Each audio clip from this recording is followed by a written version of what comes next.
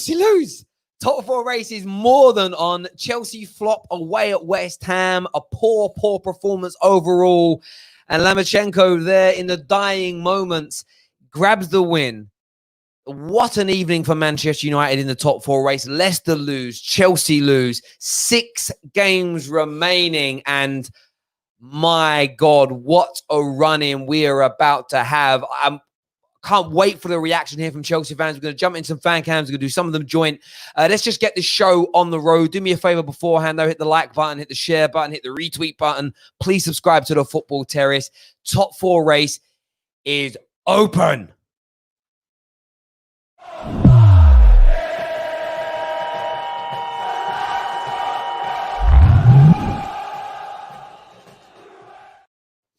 Evening, boys. Evening, boys. We're joined by Tahar and David. You've seen the team Chelsea lose 3-2 away at West Ham. Give me your reactions to that, boys. Mate, I think attackingly we were all right, but we just didn't get any shots off. And when he came to the counters, I mean, Alonso, he wasn't there when the corner was given away. He wasn't there for the Yarmolenko goal. Kepa could have avoided that corner goal. He was flapping no one. Shambles, mate. Absolute shambles at the back.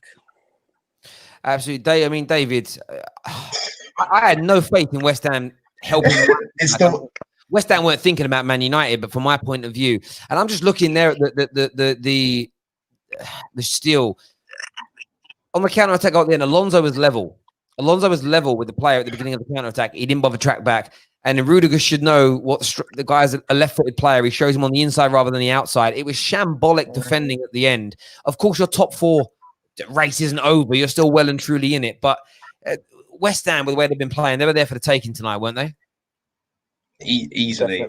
The problem there are so many problems. I thought the lineup at the start, starting with when you're playing against these teams that you know are going to sit in a block, there's no need to play Kante and Kovacic because they don't provide enough attacking. Barkley didn't play well himself, but they're both too defensive in order to actually penetrate.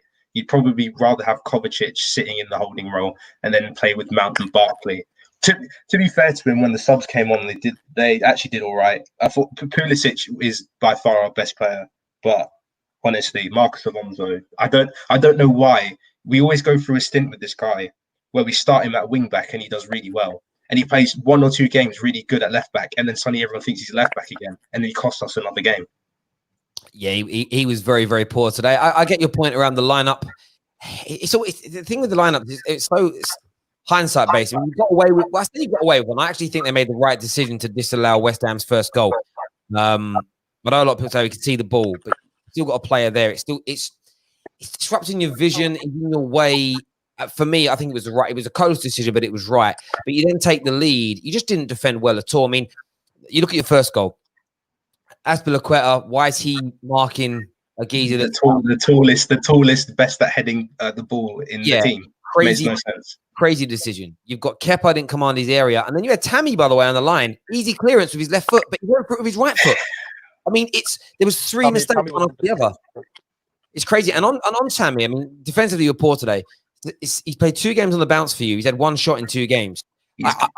When I keep telling people Werner is coming in to replace Tammy, people have got to start listening. Like, he's a good backup player. No, we're playing balls. I'm seeing us play long balls, right?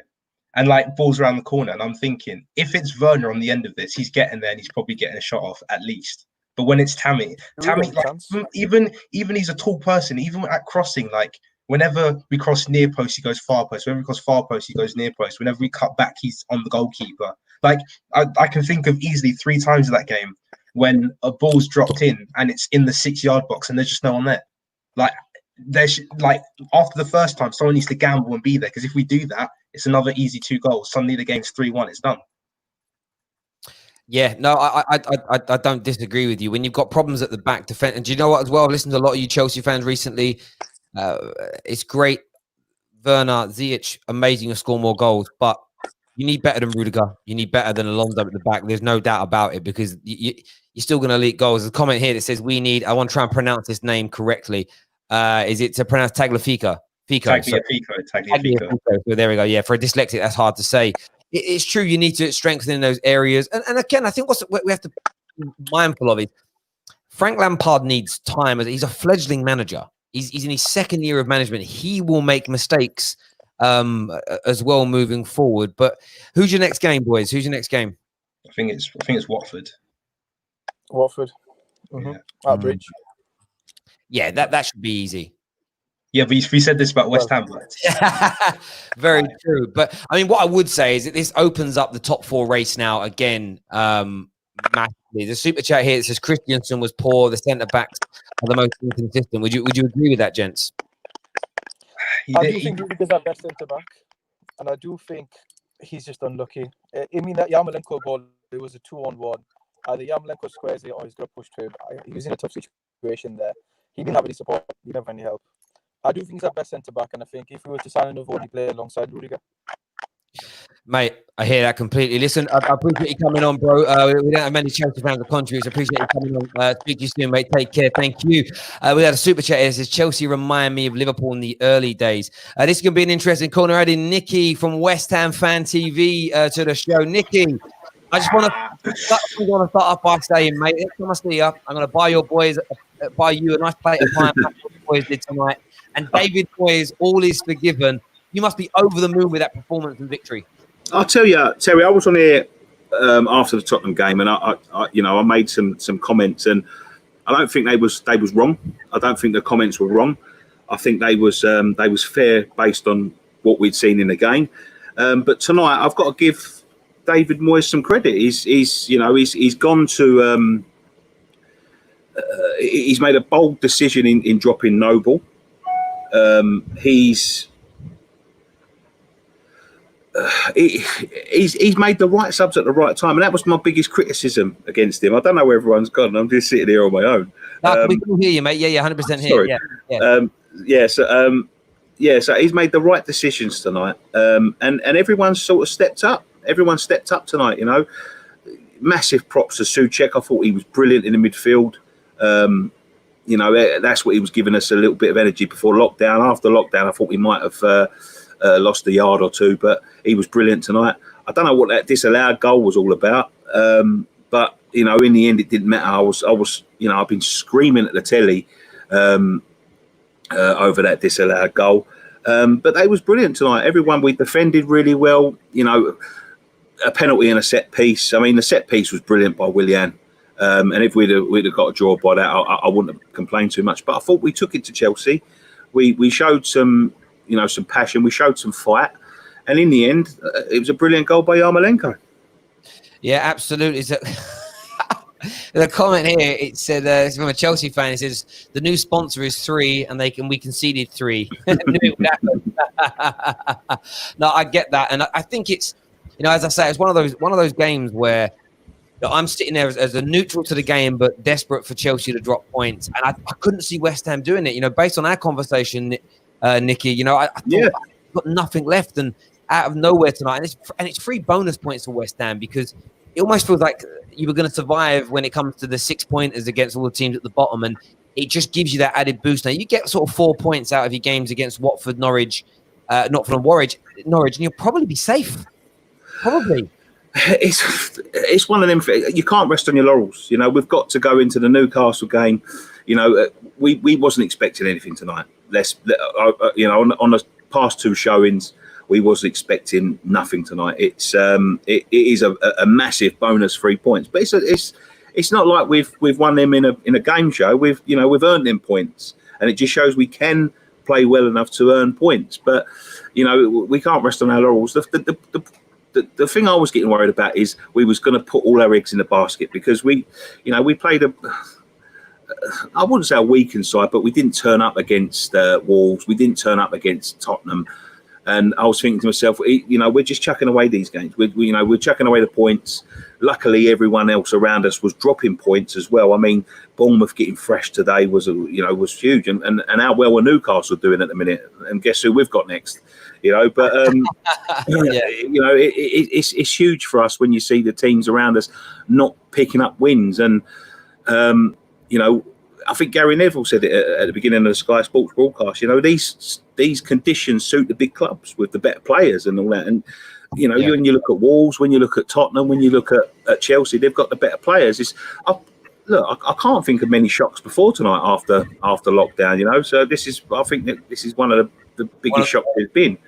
No, I agree, mate. I agree. How after that performance, how confident are you of West Ham staying up now? Is it improved your confidence level somewhat, or are you still just trying to stay as grounded as you can? Just take one game at a time. You know, as I said, you know, you start sort of getting your scarf out, waving it above your head now. You know, you're going to set yourself up for failure. There's still massive games. You know, as I said before, the thing about us is, as I said, Moyes looked like he was targeting the teams around us, the Norwiches, the Villas and teams like that. Newcastle gone on a massive run now. Who else have we got? Burnley. You know, they're chasing Europe now. So I was starting to think, you know, the problem is with when you do that against them sort of teams is you hand them the initiative, because if you put all your eggs in them basket thinking, right, we can win these, and then you lose them, you know, you're losing real bad momentum, and there's not many, you know, after that to pick up the points and make up the differences. So I'm happy with the 3 points, but we are far from safe. And to be fair, Terry, I know what you're saying. Win against Norwich, win against Watford, win against, you know, Villa. But if only it was that easy. If it was that easy, we wouldn't be in this position. Mate, I get that. Nicky, absolutely, mate. I appreciate you coming on the show and having your say, mate. We'll chat to you again. Mate. Well done tonight, and thank you. Thank Moisey. Thank the West Ham boys. Well happy. Thanks, mate. All the best. Thank you. David, we'll keep you on. We're going to be adding... I can't wait to speak to this lady, the queen of the show. Here she is. It's Neats in the house. I'm sorry to say this, but you're on mute, by the way, so you won't be able to hear you. Hair's looking good, by the way. It's on point. I just want to say thank you for helping Man United tonight. Thank you for proving the Tammy Rashford debate is just over. How do you feel after flopping tonight and losing momentum in the top 4 race? I can't believe you're using this against me. First off, the Tammy Rashford debate, I held my hands up. I am sorry. I'm sorry. I didn't know what I was talking about. I was head over heels. The season had just started. I'm over it now. Please, I'm sorry. Tammy gave such an arse performance today, and I was just so disappointed. But how do I feel about today's performance? It was honestly just so woeful. It was absolutely, I think it was a poor decision from Lampard anyway with the team that he chose. I understand Mason Mount, he didn't do so well, you know, in the last game before this game. Fair enough. I think it was against Leicester. I didn't do so well. But we need to be starting him in every match.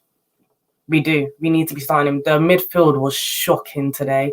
Absolutely shocking. And then to make it worse, Tammy Abraham was shocking today. Willian, despite the penalty, despite the free kick, shocking. Alonso, shocking, as per usual. And it's just I've run out of excuses for Frank Lampard making these silly decisions. I just feel like today's choice of team was not of standard anyway. The second I saw it, I just knew that we were going to lose. And West Ham, they are basically our bogey team. When it comes to London derbies, if we're playing West Ham, if we don't put out our strongest team, we're going to either lose or we're going to suffer a draw. That's just been the history of Chelsea and West Ham, even Tottenham and West Ham. It is what it is with West Ham at this point. But hey, I'm very shocked that, you know, we didn't go out guns blazing today. I think there was a bit of complacency within the team as well. Okay, we've won all our games so far, now we've lost. Now, I hope they get humbled because there was definitely some complacency. Rudiger, absolute nut job. Christensen, not aggressive enough for me. I'm just over it, Terry. I'm really over it. Man United 2 points behind. I'm going to ask about Man United there. Do you think there is an element of, I don't want to say the word fear, but because of the way Man United are playing, we know how on point they are. This Bruno and Pogba situation is scary. Do you kind of feel like there's an element of, because United are doing so well, Wolves as well, they're not losing. I think they've won 3 or 4 on the bounce now. Do you think the pressure will be getting to Lampard? It might be getting to Chelsea at all? I won't say the pressure is getting to Chelsea and Lampard at all, because if it was, we probably would have won today. I don't think there's any pressure at the moment. I think there's a lot of complacency within the Chelsea side. And I think from the outside looking in, of course, it does seem like there's a lot of pressure, but we do have matches that we are capable of winning. The way we cruised with Man City the other day, it was just a glimpse of what this Chelsea team is capable of. So I don't see it as pressure. I see it more as complacency from Chelsea. And if we don't buckle up, Wolves are going to overtake us. Man United are going to overtake us. But do you know what? I don't see Leicester even staying up in the top 4 anyway. So there's 2 spots for grabs. So I'm just having faith that Leicester continue to drop points. They've got really hard games coming up as well. I think they've still got Tottenham, Arsenal, and Man United to play. So, yeah, I just think Chelsea really, they bottled their chances of coming third. Like, now we have to fight for fourth because I genuinely see Man United probably leapfrogging us at this point. Yeah, and I can understand that thought and feeling. And that isn't even so much about us being better than you. Our running is just so much more simplistic. It really is. You look at Bournemouth next. Our only real tough remaining game is the last game of the season against Leicester. That's the only. Other than that, and by then it might be too late. I want to ask you, obviously, based on your last couple of performances, FA Cup and of course tonight, how confident are you? 2 weeks Saturday, semi-final of the FA Cup, Man United, Chelsea. As it stands right now, what's your head saying? If Ole does a 4P against Chelsea, I'm going to collapse. I will come on your channel and I will collapse. Like, I will actually drop down and just start begging God, like, why are you making me suffer? Because I genuinely think if Man United do 4 on us in a season, like, when's the last time they even beat us twice in a season before this season? Like, if they do the 4 on us, I'm gonna drop. I'm not confident for that match at all. Like, I was recording with Gold Diggers when the FA Cup semi-final draw was happening, and the second I heard that we're against Man United, we had to stop recording for a bit because I was just like, again, really? You know what? I hear that. Do you know what? I'm not overconfident about it. Although we beat you 3 times, Chelsea have always been the team I've always hated playing as a Man United. I'd rather play Liverpool at any point in the last 20 years than play Chelsea because their record's bad against you. But it's going to be an interesting game, no doubt. And what is amazing with Leicester and Chelsea dropping points, and there will be some twists and turns. United are going to drop points again at some point because that's life. It's going to be an amazing top 4 run-in. And the irony in all of this is we're probably going to go for the next couple of weeks losing, drawing, battling, and then City are going to end up getting banned in this top 5 anyway. And they'll be like, oh well, that's this. We're in there. That's what we've got to do. Top 5 and we'll see what happens. But Neats, I appreciate you coming on, having your say. Everyone go check out Gold Diggers and we'll chat to you soon, all right? Alrighty, thank you. Thank you, darling. See you later. Bye-bye. Listen, you can call the show right now. The details are in the description below. Please do me a favor, retweet on Twitter. Please hit the like button right now. There's 1,600 people tuning in. Hit the like button right now. Let's get this to over 500 likes while we're live on the air, please. We've got a caller here. Welcome to the show. Who do you support? Let us know. It's Chelsea. Chelsea fan. What did you make of your team not taking the initiative? With Leicester losing, you didn't step up. Give me your thoughts. Look, Terry, I completely disagree with the girl that was on earlier. I actually thought Alonso, so going forward, was really, really good. Giroud should have put that chance away. He normally does. But Alonso, again, you know what you get from him when he plays. You're going to get good going forward, but he can't defend. Those defenders are an embarrassment to those forward players. I'm shaking. I literally got a bottle of champagne ready to celebrate because we were finally, after all this time, going to go 3rd instead of 4th. And they've done it again. The same story. I was at the West Ham game at home this season, and those West Ham fans were disgusting the whole game. And we had to put up with the nonsense, and I've got it again. What do you mean West Ham fans are disgusting? Well, I got spat on at the game, so it wasn't great for me. Oh, nice. I mean, that was a West Ham fan, though, wasn't it? As opposed to them all. Oh, yeah, of course. It's just, come on, if you've been to a Chelsea-West Ham game, you know what happens. It's not great. It's not great. As a United fan, I've been West Ham away, Chelsea away, Liverpool away. So, every Chelsea fan that watched this game could see from the first half exactly how it was going to pan out. It's the same story every time. We dominate the whole game. So are you confident? Are you confident of making the top 4, or confident of finishing 3rd? I mean, where's your head at right now? This is the problem. At the start of the season, every other rival fan, Man United fans, Spurs fans, Arsenal fans, were laughing at Chelsea, saying that we wouldn't finish in the top 10 because of our transfer ban, because of losing Eden Hazard. I think sometimes, as hard as it is, you just got to put it into perspective and just realise that, you know, Lampard is way, way, way overachieving with this team. If you watch the game, you saw that defence. That defence isn't good enough to be in the top 10. They couldn't defend anything. Every time a ball went, it was I awful. think you're being disingenuous to the point. I mean, if you again, I can't speak for all other people. All I know is what I said at the time when Lampard took over in the summer. I said I didn't necessarily say you'd make top 4, but I said you'd improve from last season, and a lot of United fans agree. David, who's in the chat with us, is that his name, David? David, yeah. David, when at the start of the season, when we lost Hazard and we had a transfer ban, as Chelsea fans, we were worried. We got saved to so many games last season. Where did you think, genuinely, at the start of the season that we'd finish? Did you expect us to be here? Before the start of the season, I was pretty confident that we'd still compete. But whenever I was looking at other people, like YouTubers do predictions and stuff, it was always Chelsea. Like the highest I ever saw was 6th, but I was seeing loads of 8s and 10th. So I agree Lampard's overachieving, but at the same time, when you say we got to put things into perspective, part of this perspective is that we had an opportunity today against a team that was really out of form to beat them and go above Leicester and put us into 3rd, and that would have really secured us. So we're currently in a position where we should be, with our running and everything, we should be finishing top 4. We should be.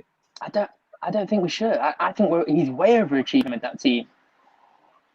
Look at Man United, right? Look at Man United. Hang on though. There comes a point where I get the point on overachieving, but you are where you are, and you've been the 4th best team so far this season in the league. And to say overachieve, okay, I get your point. You can improve on your defensive line, you can improve on your goalkeeper, as an example. But you wouldn't. Hang on. How many defenders are you picking outside of top 3, top 4 teams? How many defenders in the Premier League you want Chelsea to sign that are not inside the top 3 or 4 teams, 5 teams in the Premier League? Mings, I'd take him. Tyrone Mings. Tyrone Mings is not better than Rudiger. He's not. He's not. With our centre backs, we need a world-class centre back, because all our centre backs right now are all average. Let's be honest. All our centre backs, our left backs are average. What we should have done today. We've got another caller on. Sorry, we've got Ox on here, mate. Have you said you're clearly a Chelsea fan? Nobody else would have that drop for Avatar. What do you want to say, mate? I was going to say that our defence. Without a good defence, you're not winning anything. You're not doing anything. So I blame the defence and the goalkeeper. And the goalkeeper as well. No, to be honest, today, what could he have done? What could he have done about most of the goals? Oh, come on, mate. You've seen No. Think of the goals that were scored, right? Corner, we should have. First of all, why Rudiger kicked it out for a corner instead of a throw-in? I blame Rudiger on that one. Still confuses me. But we should have defended that from offside goal. Marking the wrong man. Kepa gets blocked, right? And the header's really weak anyway. Abe Tammy should clear that. So for me, that's not on Kepa. The third goal, you should not allow a left-footed player to shift onto his left foot one-on-one with a keeper. How many keepers in the world would have saved Yarmolenko's shot? Right, but just listen. You've been to games this season, right, and seen. No, I'm talking about today. I'm talking about today. The goalkeeper and the defense are as one. Kepa was in goal, but I can't put like, he was completely awful today, because if you, as a goalkeeper, if you have no one in front of you who can really defend, of course you're going to concede goals. And one thing with this Chelsea team, we don't concede loads of chances, but the chances we do concede are so high quality that not many goalkeepers would have saved it anyway. No, that corner, he came and went back. Hang on, mate. Do you know what? You've had quite a bit. We've got other callers to jump into.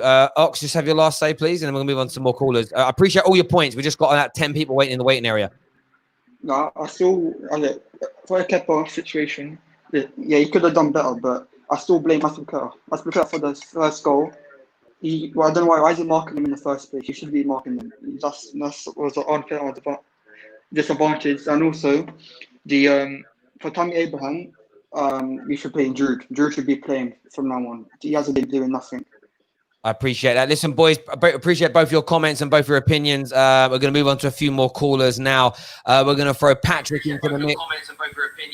Patrick, can you turn your device down in the background, please, so we don't get any playback? And we're also going to throw in Munstar as well. We'll go to Patrick first of all. Patrick, what do you want to say, mate? I'm getting a lot. Sorry? Yeah, I'm getting a lot of reverb here. Are you? Yeah. Okay, try. Oh wait, no, it's fine. It's fine. Fine. Okay, cool. Yeah. So yeah, what do you want to say? What's in your mind?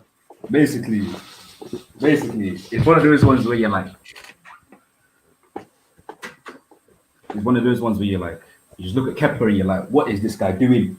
His positioning is god awful. I understand you trying to defend him and say that he could have done better, but in the first one, yeah, like even before half time, there was a corner that came in and he didn't do anything. Then another corner came in right after, and he's in the same position where he doesn't know what he's doing. Does he go out? Does he come in? And then the second time, we didn't even get lucky as the first one. The first one should have been a goal, in my opinion. Kepa got lucky. But then when they actually scored that goal, he's lost again. And then he just carries it on. Like, we need to stop forgiving this guy. This guy needs to go. He needs to go back to Spain. Like, he's not good enough. He's not good enough. And then I hear that. Monstar, what do you make of Chelsea's performance tonight? Disgraceful, man. That defense. I've been like watching the Leicester game. I thought, bro, every time there was a free kick or a corner, we was going to concede. Leicester got their heads to it. All I've got to say is we've got to get a new centre back. I would suggest Gabriel. We also need a holding mid. I think Kante's a free-roll box-to-box midfielder, and I think we need a holding mid, someone like Partey or Soumare or even Declan Rice. It's as simple as that. And a left back, Tagliafico is good enough and cheap. It's just, I'm just tired of this Chelsea team, man. Just defense. Rudiger was shambolic. Like, I don't think Christensen had a bad game either, to be honest. But you know, what I would say is this: I know that I think there are multiple things wrong with this Chelsea team still that need fixing, and some of it is attacking, and some of it is certainly when fans are saying we need to start Giroud more. You know, you got problems up front, and I said it about Tammy for a long time. The gas was because he scored 7 goals in 3 games. Yeah, Tammy's a second choice striker to me. He's not first choice. And that's not. I don't even mean it as a disrespect towards him in terms of that. But when I saw Chelsea's defense tonight, I sat there and thought to myself, I want Man United's to improve. I want a better left back than Luke Shaw.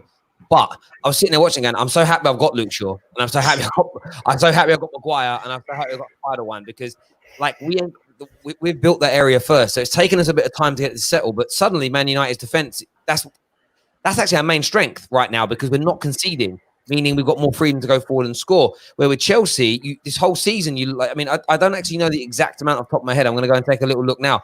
But the volume of goals you've conceded this season, it's disgusting. It's disgusting.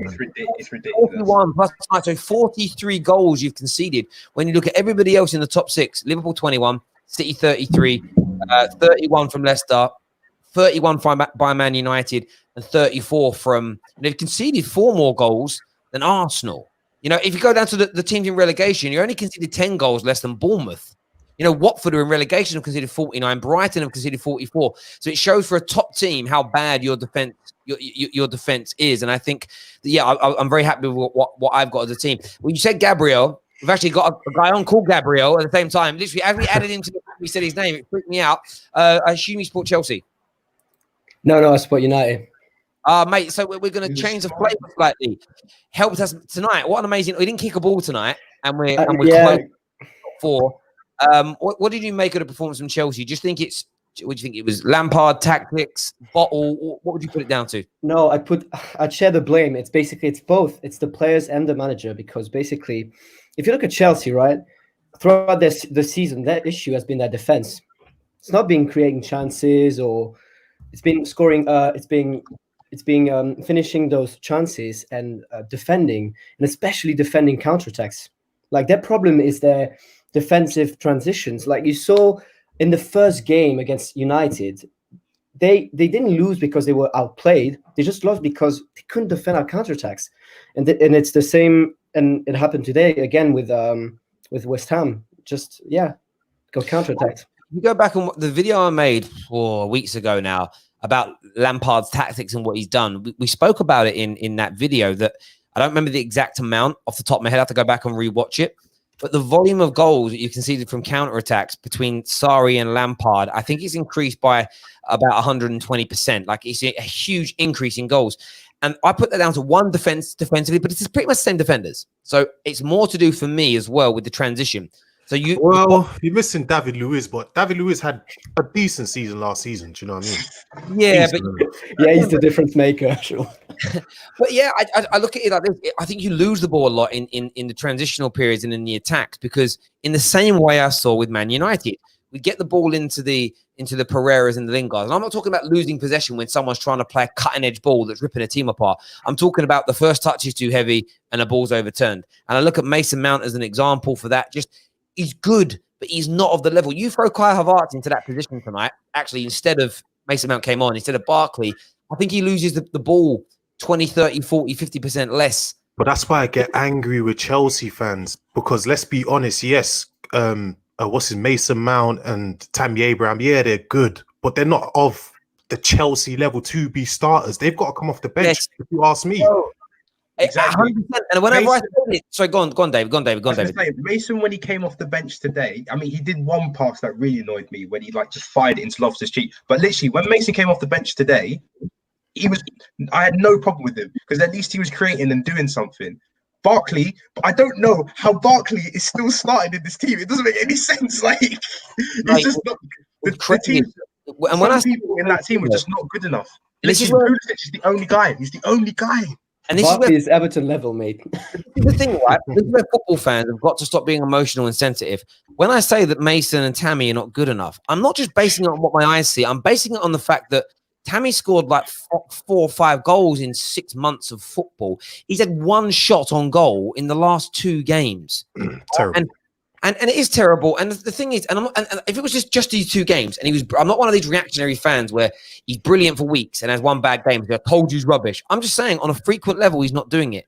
You know, and it's like 1 or 2 good passes in a game doesn't make a good performance for me. You know, the old saying, 1 swallow does not a summer make, and it's true. And that's why Chelsea are looking at Ziyech and they've signed him, Werner, and they've signed him. If Tammy was truly the next Drogba, if Tammy was truly good enough to take Chelsea to that next level, you wouldn't be signing Werner. You'd be signing a younger version of Batshuayi. You know, you go for Josh King and have him on the bench because Tammy's the guy that's going to lead you.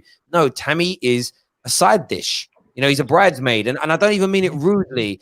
It's what he is. And you know, next season, if Werner's killing it, Ziyech is killing it, Pulisic's killing it, if Kai Havertz comes in, is killing it. No Chelsea fan's going to be going, yeah, but what about Mason Mount development? No one cares when you're winning. It's as simple as that. Oh, we've had KJ, another United fan, and of course Ram, the petrified, scared Liverpool fan. We're all coming for him. We're all coming for him. KJ, what did you make of the games tonight? Again, United fans' point of view here. Top 4 race is well and truly on. Leicester bottle it. Chelsea flop. Give me your opinions, bro. It's beautiful, absolutely beautiful. This is what we needed. Like, of all the teams that I thought Chelsea would drop points on, I thought it would be Man City. But then man defy the odds and beat them, but then go lose to this West Ham team. And I'm happy, bro. I'm very excited for the running now for the top 4, because you got Wolves, Leicester, United, and Chelsea now going for it. It's going to be beautiful, man. I'm looking forward to it. Do you know the advantage that Man United have in my opinion? We spoke about it last night when we were all on here, and I stand by. I'm just looking for it now on the screen in front of me, and I think what I'm about to say is true. But you know, like, you want to go and check these things. My understanding is that Man United, for at least the next 2 games, play before Chelsea. Yeah, we do. So we play at 3 o'clock Saturday. You play at 8 o'clock, and then the following Premier League game. Tonight was the first time we did that. So it gives us another opportunity to go first, win, and then just put that little bit of pressure onto Chelsea. And at the same time, I just want to check when Leicester and Wolves are playing this weekend. Actually, or do you play Wolves? So I just want to check this, because I think this is what it's going to come down to. It's going to be a mental battle here. So Wolves also play before you in Leicester. Now let's just say Leicester beat Palace, United beat Bournemouth, Wolves beat Arsenal. The pressure on that Chelsea game on that 8 p.m. kickoff is huge, because it won't put you out of the race if you lose or drop points, but it's just that level of, oh God, you know, in the mean that United have caught us, what Wolves have caught us, and Leicester are now 6 points in front of us. To drop more points, honestly, it's picked, especially with then the semi-final coming up. It's really intriguing. Ram, you're a neutral to this. You're sitting there celebrating. Do you think anything's changed tonight in terms of the top 4 race? Yeah, for sure. I honestly believe Wolverhampton Wanderers will get top 4. I think what has is that they're the underdogs, and they like being the underdogs, and they'll prove us all wrong. I They don't know. got no pressure as well, man. No, They but ain't got- Exactly. Over No who are pressure at all. Over who are they getting top 4? Chelsea. You think because we've lost one game, right? And No, Leicester no. are Wait. No, they're it's not. running It's 7 not. It's not. points. It's not that, you it's not losing, that. bro. It's not It's you your- losing. It's it's the us ta- looking sick, fam. That's what it is. It's United No, looking good. literally. No, but It's- KJ, that's what what I'm it is, saying bro. is Leicester in like we've lost this game, right? But if we then go and win the next 2 or 3, regardless of what your results are, we're still ahead of you. But Leicester have been on a constant run of not getting points consistently. So out of all the teams who I think will drop out, I think it will be Leicester. Yeah, but what Ram's saying I think Man is United that and Wolves will Ram's. get top 4. Yeah, that's what he's saying, bro. He's saying United and He's saying Wolves, that not. we'll finish 5th. Is that what you're saying, basically? Your No, no. defense is absolutely like they Shambolic. seems as if they don't do their homework. Like even myself, even everyone knows Yarmolenko has no right foot. And what does Rudiger do? It lets him onto his left foot and scores. Like it's just stuff like that. Your Marcos Alonso is absolutely he's lightweight. I don't think Marcos Alonso had a bad game though. I don't think he did. Are we watching? He's two not a different left things back. here? He's a left wing back. He needs a If third you- centre back next to him. And He would. Well, next If you're season, a he will. defender, you cost your team a goal. You've had a bad game. Simple. Man. Let me say this, boys. Let me say this. So I put up on the screen here. Here's the form table, and the league table is important, but I think the form table right now is the most important thing to focus on. This is the last 8 games. So this is, and I go with this. This is from when Man United lost to Burnley and our great run started. In that time, Wolves and Man United are the best 2 teams. Well, if Liverpool win tomorrow night, they become top again. But right now, as it stands, United and Wolves, 18 points each. I mean, it's neck and neck between the two sides. You know, we've scored 15, conceded 2. They've scored 10, conceded 2. Though, and that, Ram's got a good point when he says that because they're moving. Interestingly, we've all been on Arsenal's case. Arsenal have been the 3rd best team in the league since January, factually. I actually didn't see that coming until I looked at the form table. You then got Burnley. Chelsea, they're sitting 6th. They've dropped down a place because of what happened tonight. I mean, Look at Leicester, Leicester. I'm not worried about that. Leicester 15th. down there, 15th, bruv. Yeah. Guys, I got a question for all of you. Like, I think we need to have a discussion about whether we are overhyping Frank Lampard's achievements, because I was one of those people that believed in the media saying that Eden Hazard left and it's going to be shambolic for Chelsea. But when you think about No. when you think No, about no, the team that they have, is still a decent team. It's not the team. It's not the team thing. It's the fact that he's had a year at Derby, and he's coming to this Chelsea team, and he's got them playing for 4th or 3rd. You know how hard that is. I understand the squad's already good, but he had no transfer window. He had to rely on young players coming back from loan. That's not strictly true though, because Pulisic was a new signing. Yeah. But that wasn't him though. That wasn't him. That was arranged before that. Pulisic's a baller. You know, He wasn't going to refuse Pulisic. He wasn't going to say, "Oh, no, thanks."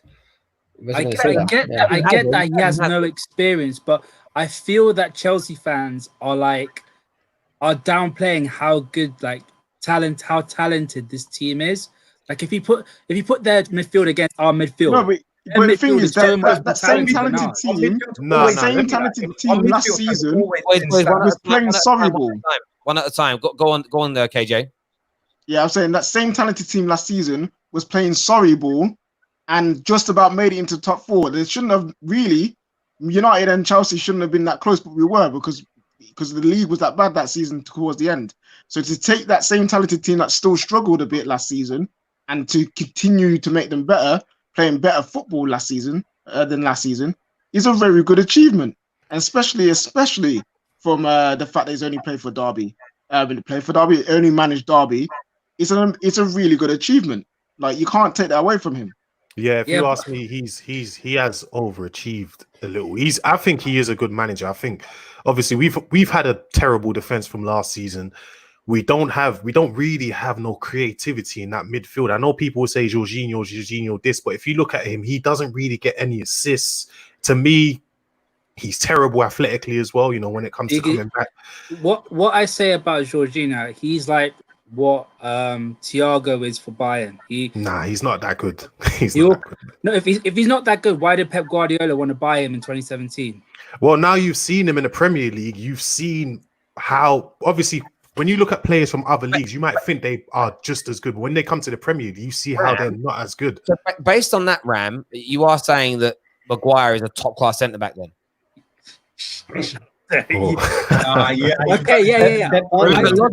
Remember, it's all this channel is, we're not like all the others. We're about critical thinking and logic. And if by your logic, Jorginho is top class, like Thiago level, because Pep wanted him, that means both Maguire and Fred are of that same ilk.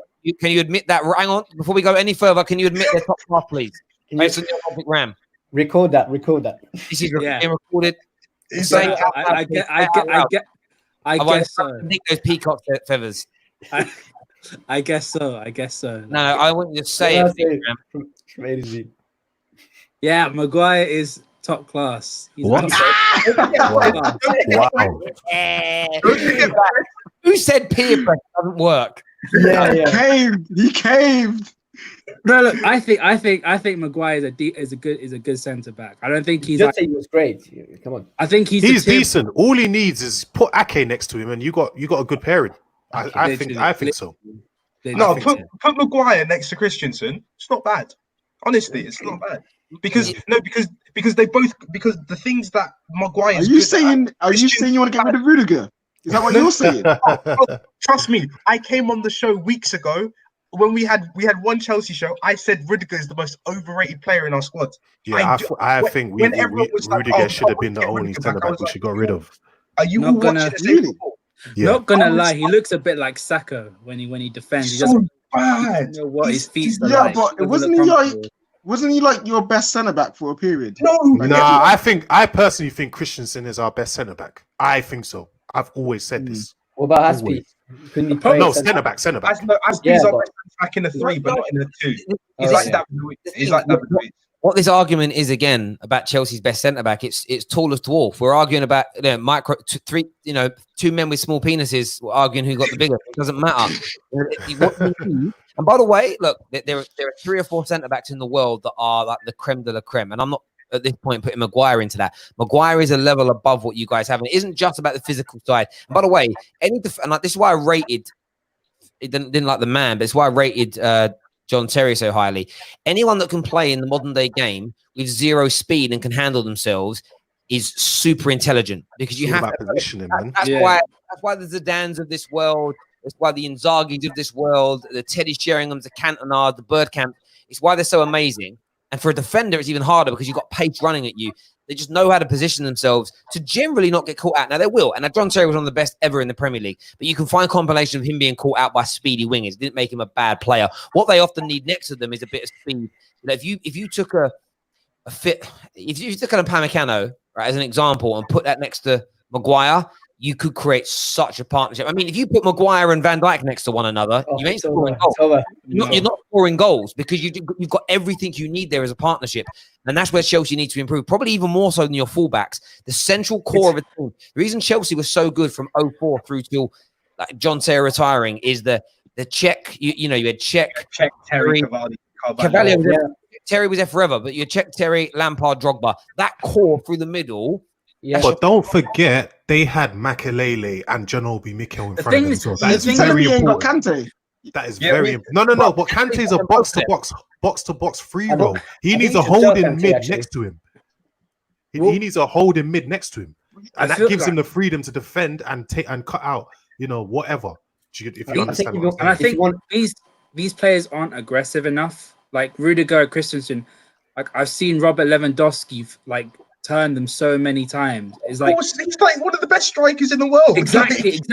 You have to remember, Chelsea are a big team, and I expect. Yeah, but we're not there right now. That's why you need that kind of player. You need a Koulibaly. That's why you need these kind of players that can.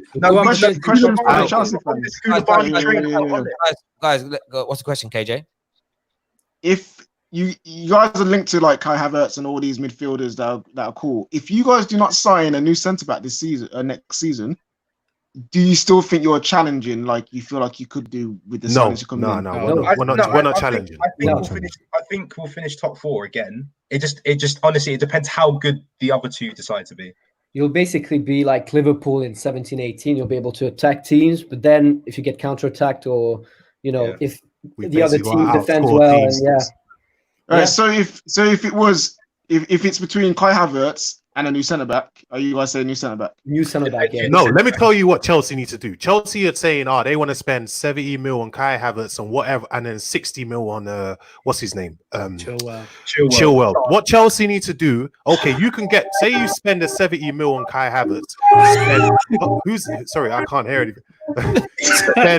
spend 30 mil. Of that 60 mil, spend 30 mil on what's his name? 30 mil on Gabriel, 20 mil on Tagliafico, and that's the problem solved. Gabriel who? Megales from Lille. Okay, I was thinking Gabriel Paulista. I was like, what? No. Gabriel from Arsenal. I've got Gabriel from Benfica, the centre mid. Yeah. I thought you meant the guy that used to play for Arsenal. No, it's the Lille centre back. The Lille centre back. I know who you're talking Lille. about. Very. Lille. Wait, Lille. I was like Lille. I've never heard of that. Lille. Guys, Instead of Havertz, Chelsea should just, honestly, instead of 80 mil or however much it'll be on Havertz, Tagliafico, Onana, and Upamecano would probably, if you negotiate well enough, will be around the same price. It's not FIFA, mate.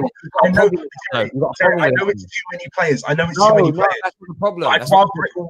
That's not the problem. I think it would be exceedingly dangerous. Might be the wrong word. If you sign that many players with no Prem experience trying to improve your team, I don't think it's working.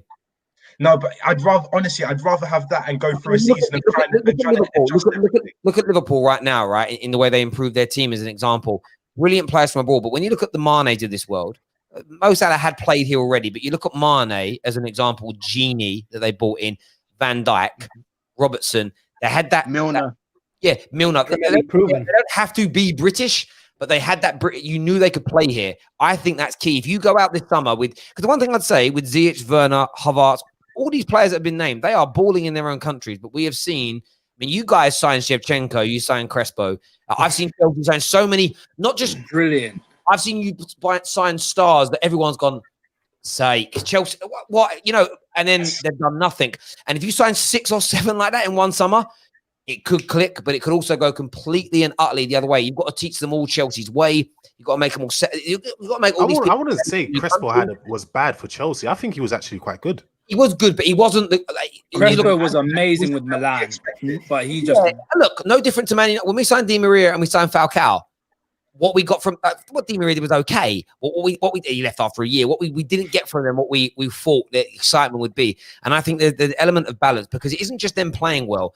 You've got 6 players. You've got 6 players that have got to, whether we like it or not, they're emigrating, right? I don't know if any of you have ever emigrated before and moved to a new country. I mean, I moved from London to Manchester. It took me about 6 months to settle and feel like it was home. Like you move countries, you move to new towns, you know, some places are busier, new clubs, new training regime, new diets, new everything. Your kids are going to new like all of that mix, and then that's 6 of your main squad.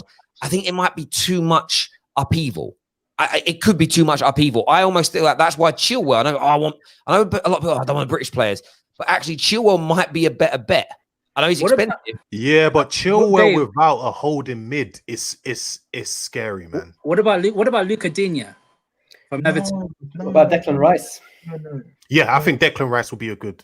No, wait, you guys will take him back. Would you take him back? Yeah. Do you know what? I used to say, it's another average English player. But watching him today, like, we couldn't. He in midfield today was really good, man. So watching Declan Rice against a really badly performing Chelsea side is no. Even if you watch their last few matches as well, he's been really good, man. But you can't like him. He's 21. Remember, he's 21. Also, 21. We're planning to play him at centre back. You know what happens to the English players though? I see this all the time.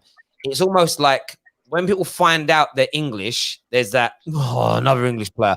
It's like, are you watching them closely? No, that's what I'm saying. You need to watch their game properly. There's a cultural issue. We have a culture problem at the moment. There are certain fans who hate English players purely. Man United fans hate, and vice versa. It works in every direction. It's like people are applying their own version of the equilibrium. I'm going to do that because I don't want to hear about any more of them. Declan Rice is a very good football player. He is. You stick him in a decent team, and you'll see a player. You'll see a player in there, and he just will. Didn't he come from your academy anyway? He did. Yeah, it's a Chelsea academy. Yeah. The only problem with Rice and the big issue with him is the price tag, and that's not his fault. That's just West Ham who 80 million pounds. Yeah, 70 million pounds, 80 million pounds. Yeah. If they get relegated, I would like, for instance, Man United to take a look They at call- their options. and this is the kind of comment I'm talking about here from Joe Barnes, who says English players get overrated by the media and underrated on social media. There you go. Yeah. It's not overrated. They get spoken about more. I mean, and think about it right now. Is Trent overrated, or is Trent as good as they say he is? No, I think Trent is good attacking, but going back, you got to listen to this. Yeah, I think the reason why people think Trent's so good, I think Trent's good going forward, but the reason why Trent looks so good going backwards is because he's got Fabinho and whoever, Joel Matip, Henderson covers his space. Similar to how Marcelo is for Real Madrid. He's a terrible defender. But going forward, I wouldn't go that he's really good. Come on, no. I'm not. He's terrible. I wouldn't go that. He's better than TA. Sorry, so who's terrible? Marcelo defending. Terrible. Yeah, but the thing is, when you play for a team like that, you don't have to. Thing like I look at Trent. I think Trent's a good defender. I think he's a very good defender. I think he's an elite defender. But in the system that he plays in, he just doesn't need to be.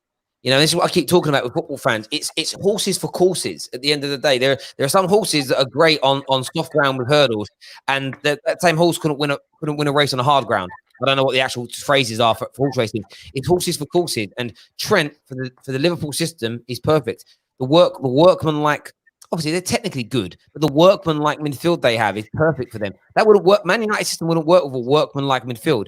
That's where creativity is coming from. What you couldn't have, if you put Pogba and Bruno into the Liverpool team and you still threw their fullbacks forward, they get exposed on the counter-attack every day of the week. It's horses for courses and systems. The one thing I would say, you know, we are talking Chelsea here predominantly, is I actually rate Lampard as a manager, but he needs 2.5 years to build a squad in his image, because he's trying to do for the first time under Roman is create longer-lasting, good quality football.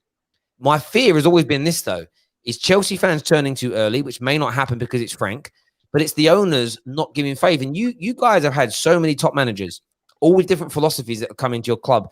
But as soon as it starts, by the way, all the money you're spending, this is why I don't trust Chelsea with Lampard. And I say that because I always want the English managers to do well, because I've got a national interest. Because one day, if they're brilliant, they do amazingly, they might go on to do amazingly for my country, which of course I want. But if you spend all this money this summer, 220 million, whatever is being touted about, and we get to December and you're sitting 6 because it hasn't quite clicked, I know that Roman's sacking him, bro. Yeah, and then we're gonna go back to Mourinho type tactics to win cups. It's true. This is an interesting one here from a Leicester fan. He says Ricardo Pereira missing for us, but we'll bounce. Yeah, I'm not sure. Absolutely, he hit the nail on the. Bro, they look different without him. Madison as well. Madison wasn't playing today. He played. He came on. But when he came on, they looked better when he came on. But it's not. Ricardo Pereira is missing. Different. They look really they look off.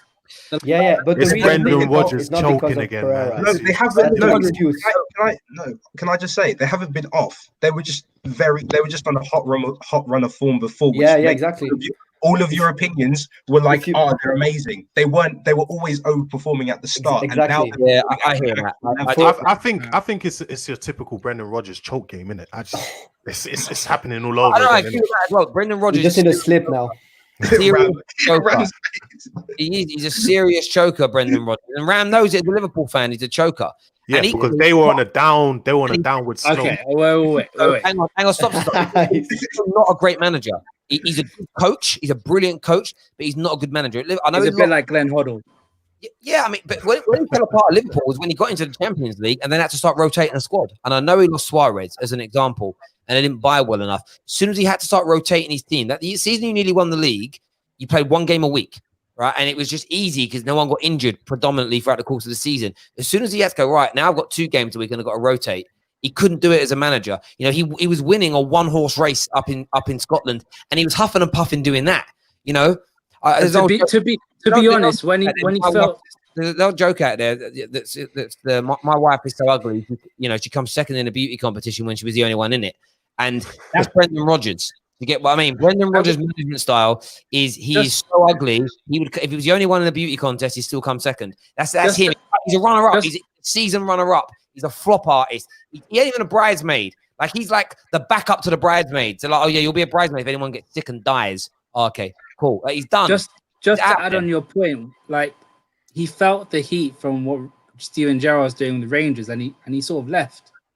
He sort of left in the middle of it because he felt something. Nah, I'm not accepting. I'm sorry. What? I'm not accepting. No.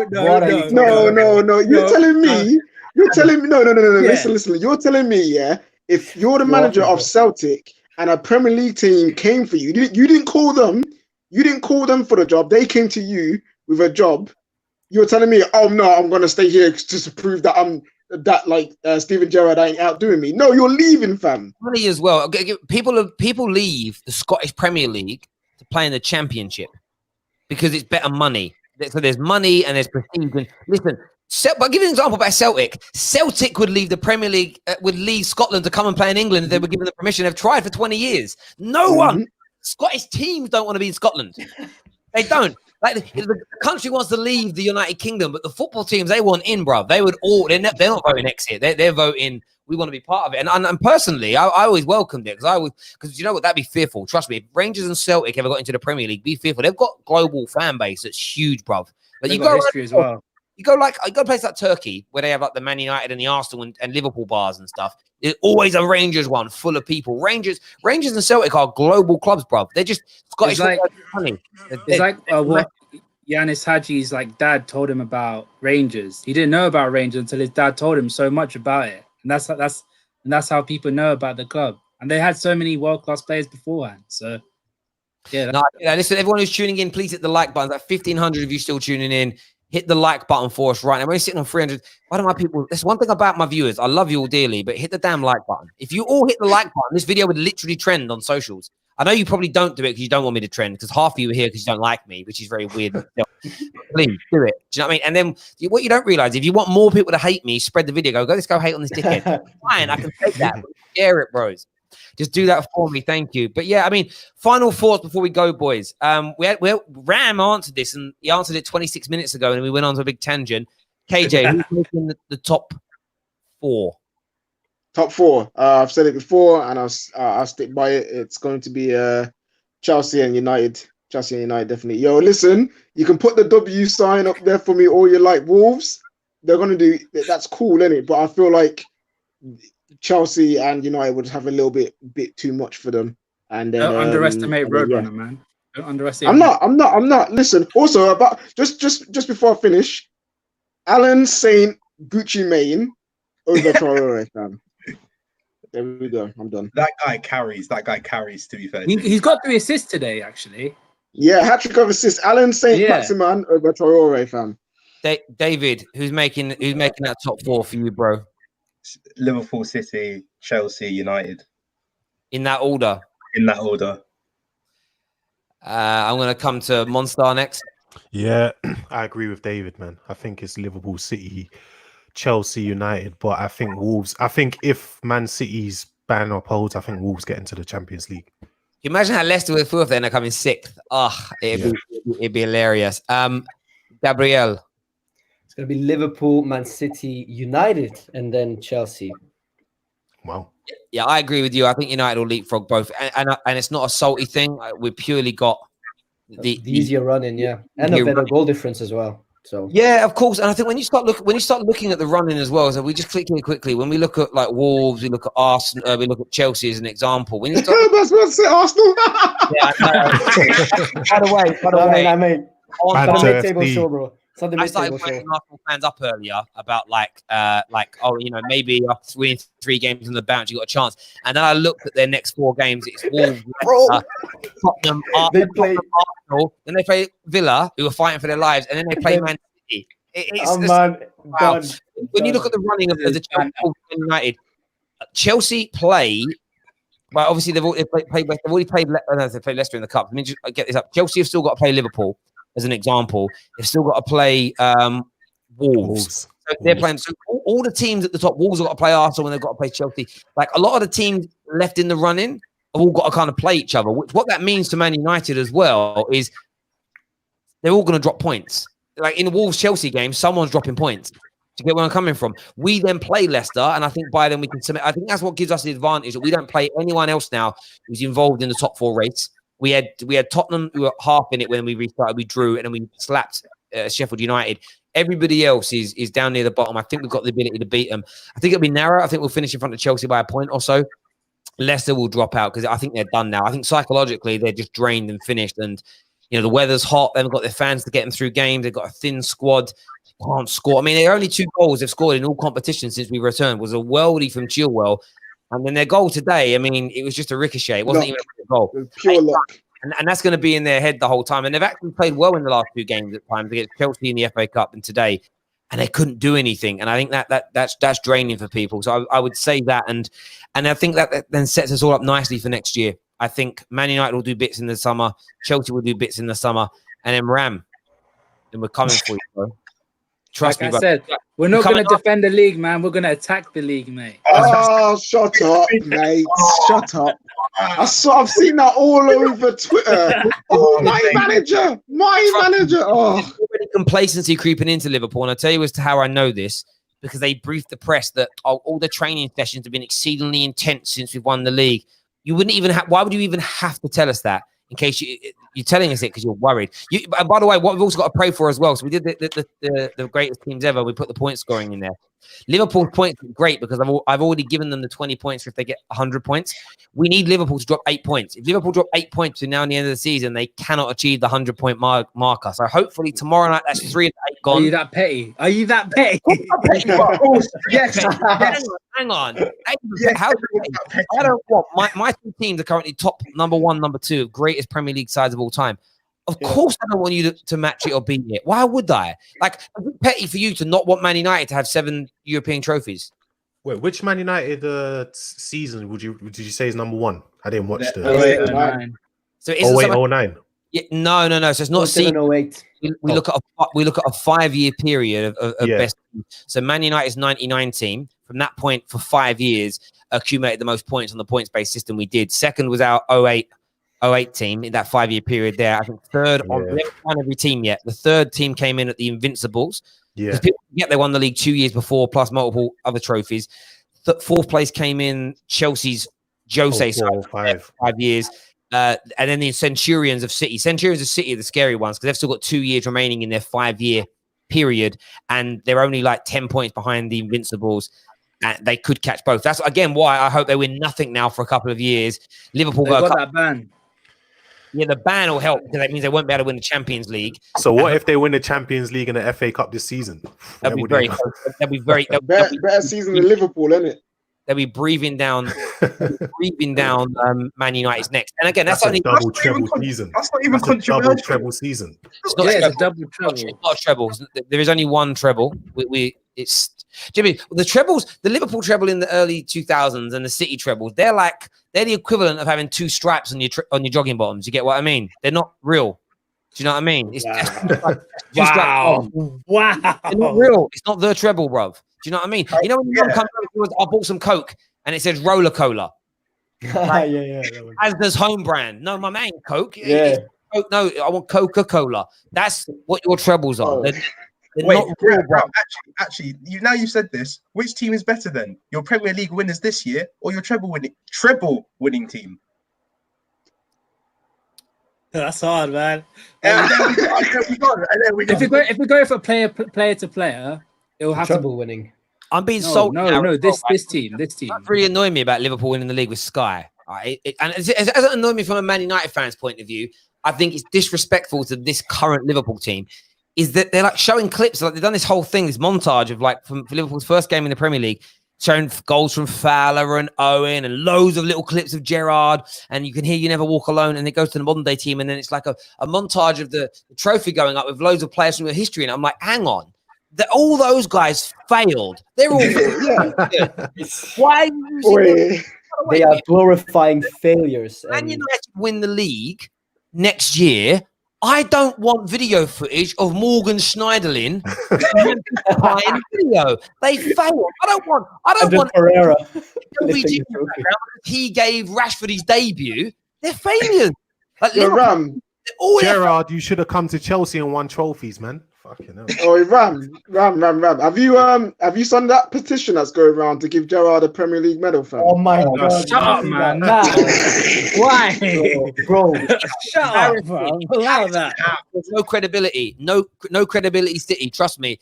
And again, I'm not salty you won the league. What's annoying is this Liverpool have got this habit of let's make it bigger than it really is. That you remember that they want to be the underdog story. They did it without spending money when they did. We were the underdogs. It shouldn't have happened.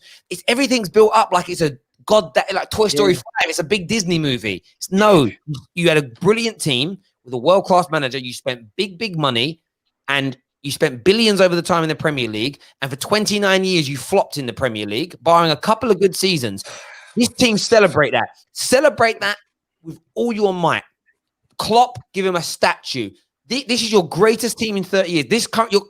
Henderson is your greatest captain in the Premier League era. Van Dijk's your greatest defender in the Premier League era. You know, your current strike force is your greatest strike force in the Premier League era because they've made you champions. You know, I don't care if Man United sign a striker tomorrow that scores 70 goals in the league every season, but we never win the Premier League. He doesn't get near the Van Persies of this world and the Rooneys and the Canada. Wait. Leicester winning the league.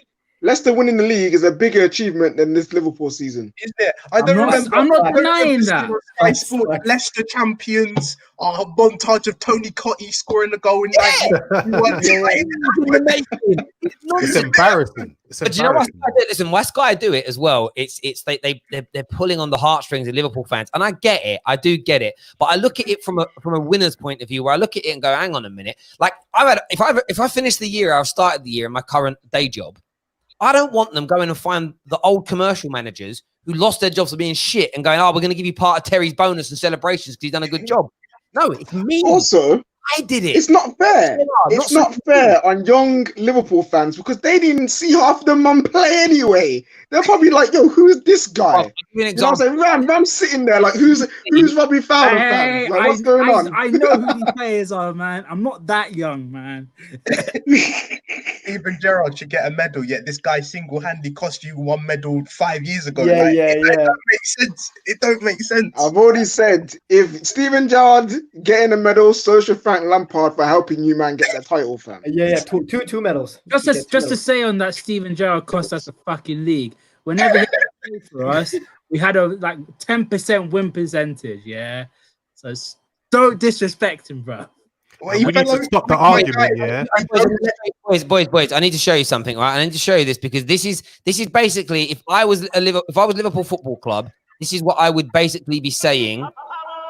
This is basically what I would be saying to the sort of all the ex-Chelsea Liverpool players who failed to win me a title, who were trying to piggyback on the top of this. This is what I would be doing, right? It's taken from one of the greatest films of all time, Rocky III.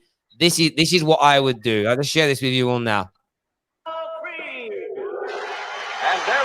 This is Gerrard, essentially. Stewie looks like $9 million.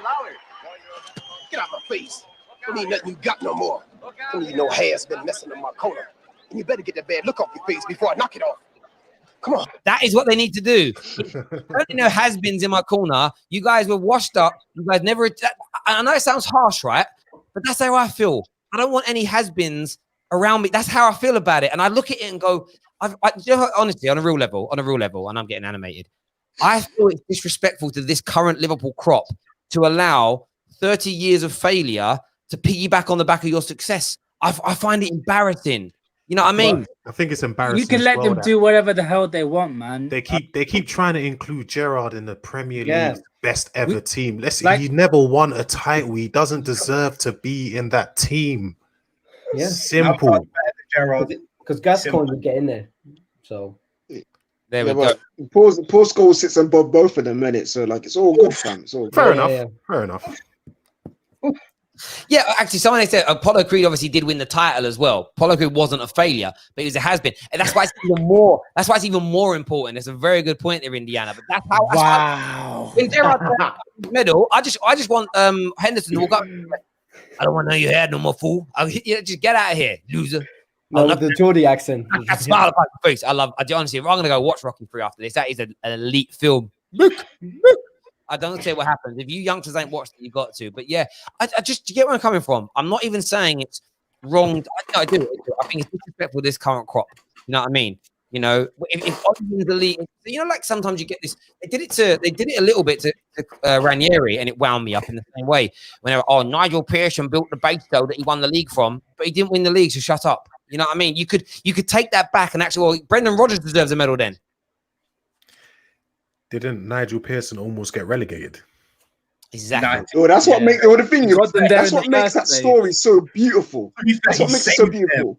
They should have been. Imagine going from one of the worst teams in the league to winning it the next season. But listen, one of the best sporting stories ever. 5,000 to 1 odds. Ridiculous. That's an underdog story. You know what I mean? Like we've all seen Rocky. We've all seen what Leicester did. Like we've all seen. Have you seen the film Invincible with Mark Wahlberg? Like all these things. They're like underdog stories. What Liverpool did was amazing, but it ain't an underdog story. It's not, because as well, people need to realize they bottled it the previous season. Liverpool bottled it last season. Bottled it? Are you mad? You bottled it. You were 7 points ahead, bro. You were 7 points ahead. Bottled it. Yeah, you went on a terrible run. 13 out of 13 games. You were 7 points ahead at Christmas. Yo, Ram, go for him, fam. Ram, your name is Ram, yeah? Use your horns, blood. Ram, tell me your why. name is Ram. Use your horns and ram him in his face. Ram, tell us why you didn't bottle it. Oh, I've had enough. I've had enough. Why didn't you bottle it, Ram? Ram? I ain't saying nothing, man. I ain't saying nothing. Tell us, bro.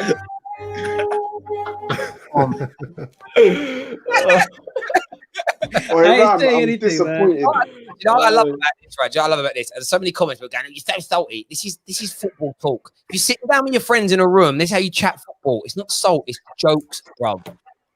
I get it. Like, but on a serious level, don't include failures in your successes in life. Do you know what I mean? It's one of them. I'm gonna say this again. I'm gonna state Klopp. I'm gonna quote Klopp. This is a different level of history, man. What's happened in the past? Yeah, great. Celebrate it. Do whatever the hell you want to do with it, man. Different level of history. What do you mean different level of history? Wait. Different.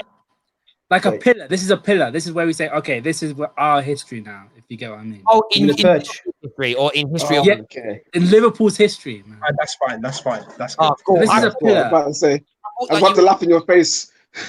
I thought you were about to say like this is it, like no one's ever done what we've done before. I was like, what? Nah. I never said that. Wait, hear him out. Did you see that picture? There's a picture I saw as well today. It made me die. It's a picture of Klopp doing the same pose as Shankly on a poster that's behind him, right? And I'm like, you look and go, oh, it's so contrived. It's so contrived. I mean, like if Ollie was standing in front of a picture of Sir Alex Ferguson looking at his watch, right? And Ollie was doing the same thing, I would say the same thing. I'd be like, bro, stop it. But they always do that for every manager. Every manager does that in front of Bill Shankly. They do the same pose. So that tradition. Oh, bro, Terry, did you hear what Phil Thompson had to say about Klopp? He said that basically it was like destiny because he rejected Man United in 2015, and he asked his wife, and he said that Klopp asked his wife whether he should join Man United, and he said no, you should join Liverpool. I saw that wife story, I saw that wife story. I was like, but why does that matter, fam? Every man them chats to him, because she probably didn't want to live in Manchester, fam. Like she don't care about football. Now, have you seen Goal 2, man? Have you seen Goal 2? They say a quote which is going to stick with me for the rest of my life. First, listen to your head. First listen to your heart. Then listen to your head. Then your wife will tell you what to do.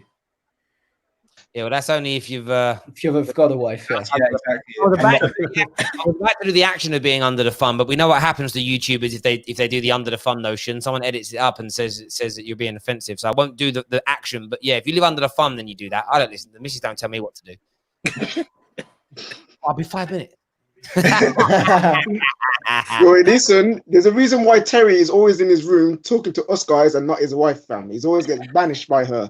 Well, that's my actual wife lives in another house with another bloke. I'm with a different person, but that's all cool. Like it's we're not actually divorced. It's funny the other day, like me and my missus. Is that for real? Is that no joke? Wait. Me and my missus I'm with now, both married.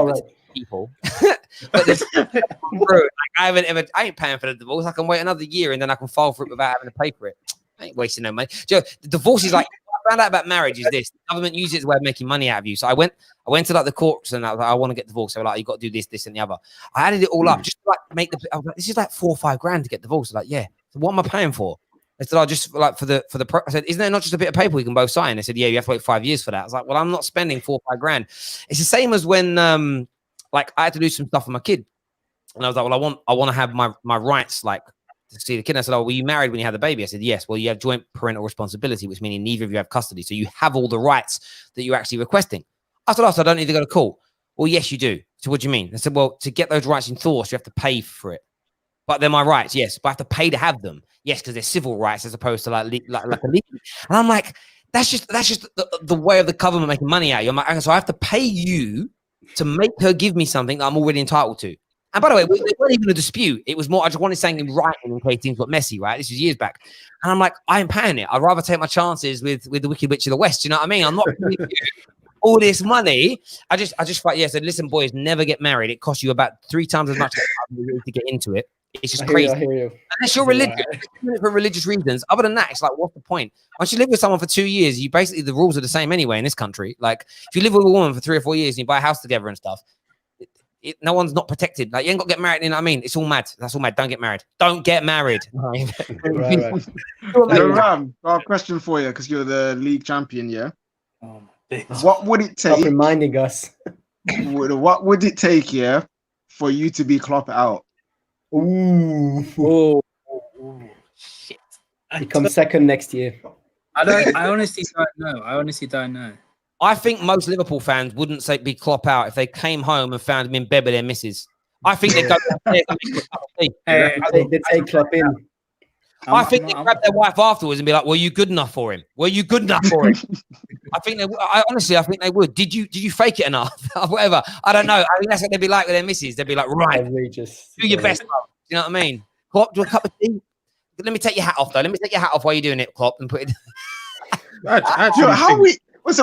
How are we bantering Liverpool and they've won the league? Ram, defend your team, fam. I'm disappointed in you, bruv. It's just stupid talk, bruv. I can't. Well, if that was any other Liverpool fan, they'd be on our necks, bro. The only reason is because it's being touted as this. Oh my god, they're like next gen. They basically the league before now was the PS4. They're the PS5. That's basically what's going on. Everyone's like, I don't think so. People have done this before. Let's relax. This league is the Xbox. The new Xbox. You see the new Xbox, the tower. The